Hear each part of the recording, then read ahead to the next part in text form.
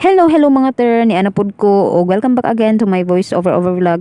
So karon mga ter is naay nag-order sa ato og kaning flower bouquet. Walay gihatag nga specific nga unsa nga flower si sir, pero may gani mga ter kay na ako'y giandam diri nga kaning tulip flower made in satin ribbons og may gani pud mga ter kay na ako'y kanang inandam na daan nga kaning purple nga color tungod kay sa ako ang nasayran ang ihang hatagan ani is ang favorite color niya is purple.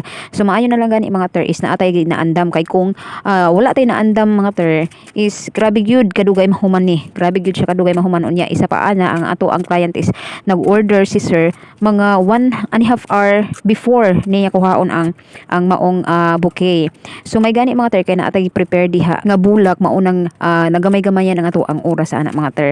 So ayo gid taw ninyo ismula ning mga crafter no kaning mga handmade nga mga flowers kay bisan to dili na fresh gasto og hago kay na siya buhaton mga ter.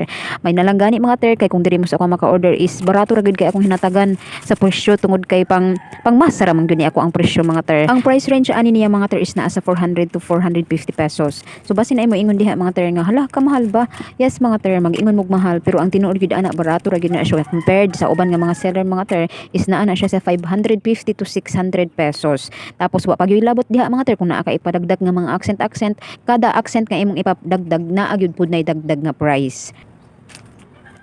Nahala mga ter, so walay paglangan dire ra kutob ang ato ang vlog for today's video. Salamat kaayo sa pagtan-aw mga ter. See you on my next vlog. God bless everyone and this is your Terien.